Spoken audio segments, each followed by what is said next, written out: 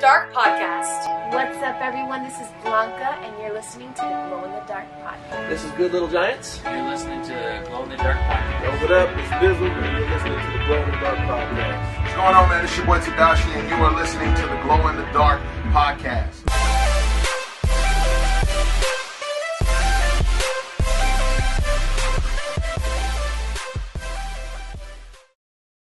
Welcome to the Glow in the Dark podcast. We are here at Creation Fest 2016, and with me, I must say, is probably one of the most influential artists that has entered my life. That's the confidence I got, 'cause it got me. That's why I really feel like you can't stop me. Oh, that's all you got. Come on with it. That's all you got. You can't stop me. He's made a huge impact on this show. I'll get into that in a second. And I must say I'm completely humbled to be here with him. He's the king of Snapchat. His Snapchat game is strong. He's unashamed. Welcome to the show, Mr. Andy Mineo. How are you doing, sir? Man. I'm good. Hey, absolutely. That was flattering intro. Hey, I've been actually working on that. Snapchat game is strong. Thank you, so we're the Glow in the Dark podcast. Uh-huh. So our whole premise of the show is to glow a light, shine in this dark world, show the dark world the love of Jesus, and make a movement. So with that being said, how does Andy Mineo look to glow in the dark besides just music? Yeah. Man, that's an interesting question because, you know, when you say glow in the dark, really, which, you know, the way I see it is like, you know, when you begin to have a relationship with God, my life has been changed by Jesus. Like, he puts a light, a new life in me. And, you know, as I live my life and as I, you know, go about, as I create, as I go to the grocery store, right, I'm carrying with me the living hope that I have inside of me. And, you know, you get different opportunities to share your life and your perspective and your hope. And sometimes, you know, sharing your light or like glowing in some ways isn't always in like planned events. You know, like, hey, we're gonna go out and clean up the park or whatever it is, right? Like a planned thing. Sometimes it's just being there for somebody. You know what I mean? In the moments that nobody really gets to see, crying with somebody, weeping with them, you know, suffering with them.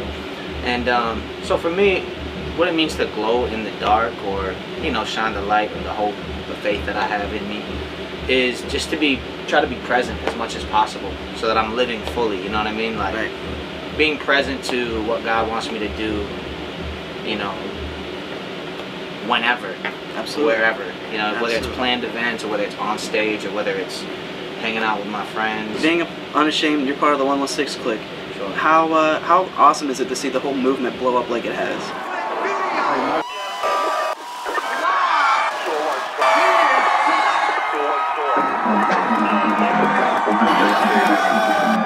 Yeah. Hey, to the second level. How you wanna do it, homie? Yeah, it's been crazy, man. Like, you know, shout out to Lecrae and Tadashi and Show and Trip and all those guys who were really there from the beginning. You know, it started in Denton, Texas. You know, and what is it, Texas? They're all going to college together at some point. And I might be butchering the story, but you know, they're just a bunch of young dudes who love God.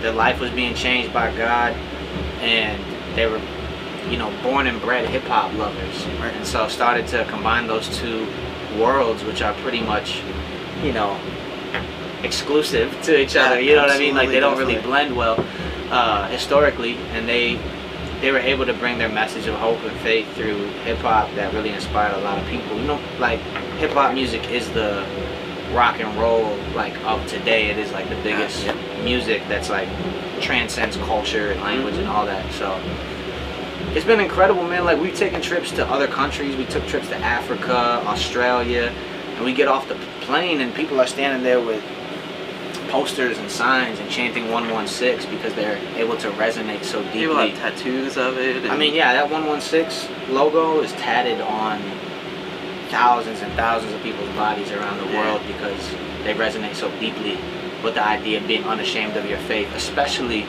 in a world where, you know, like, faith or love for God is often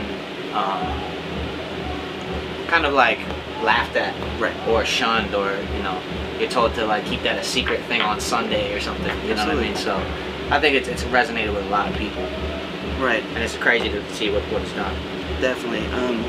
Actually, when I first heard of 116, it was the creation, I believe, 2010 or 11. And they were all on tour together, and I was like, "Whoa, this is the coolest thing ever!" And Sure. it was amazing. So the new album, Uncomfortable, it's out. Get it on iTunes. You can iTunes stores and anywhere. And so with new people here, what explain to them what the uncomfortable means if they're not 100% sure. Nobody told me you could die like this. Nobody told me you could die from bliss, yeah. Nobody told me, nobody told me. We never ever saw it coming, no, no. Live it up, live it up. Nobody ever told us we could die like this. Live it up, live it up. Yeah, the record Uncomfortable, it was just a good word for where I was in my life when I created that project. My life was growing and changing, my career was growing and changing, my personal, relational life was growing and changing. I was getting married, I was moving, I started, being a musician full-time and traveling and doing this, and so I was being stretched and pulled, even in lots of ways in my faith and my ideologies and my theology. It was all being stretched and changed, and what I realized is I was really trying to get out of uncomfortable things, you know what I mean? Like, I was trying to get to comfort as soon as possible, and I realized, like, man, the process of being uncomfortable and being stretched and being challenged and growing is actually one that we should embrace more, because there's something in the process that is really good for us. And I was just, wanting to share that with people, like, as I'm changing and growing, like, this is it's uncomfortable, but the discomfort is good. And there was a quote that really inspired the album, which was like, art should comfort the disturbed and disturb the comfortable.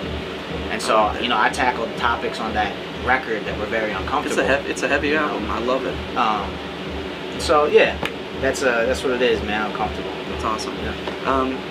So with that album, or any future albums, any plans, upcoming plans, anything that you can talk about? If not, it's fine. No, yeah, I'm working right now. I'm working on a lot of music, and I'm not sure what the release plan is going to be for it, because I'm just in the creative right now. Yeah, it might be EPs, it might be an album. We don't know. I'm just having a fun time being back in studio, learning from my mistakes, learning from stuff that I liked and didn't like from the last project, and growing and changing, and making better music. Freestyle to end the show. Here we go. You gonna hit the beat, man? You want me to? Come on, hit it. Hey,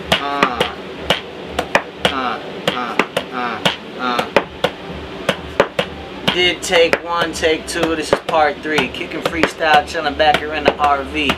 Listen, when I write, I ain't stable. My man beatboxing, chilling on the table. Let me show you how I do this. 116 on the hat and it's fluent. Baby, I gotta show you I ain't Buddhist, but my stomach is. I know you loving this. I'm going right out to Publix, kid, just to pick up the groceries. I hope they're knowing me, flowing off the top. Everybody know it's floating potency. Dang, I got to slip up, but I gotta go every day, so I kick up. Wake up, flipping them pages. Everybody know that I'm trying to be famous. Perfect. Or maybe not. I don't know. Here I go. Don't let me stop. So if you just want to, real quick, tell people where they can find you. And yeah, I'm on the internet. Perfect. So just go there and type in Andy Mineo. Check him out. If you're on Snaps, I do that. If you're on IG, I do that. If you tweet, he does that. I do that. Whatever you do. If you got a phone, you can find me. Perfect. All right, Andy, I appreciate it so very much. Yeah, for sure. Questions? Absolutely. Man, kick the beat.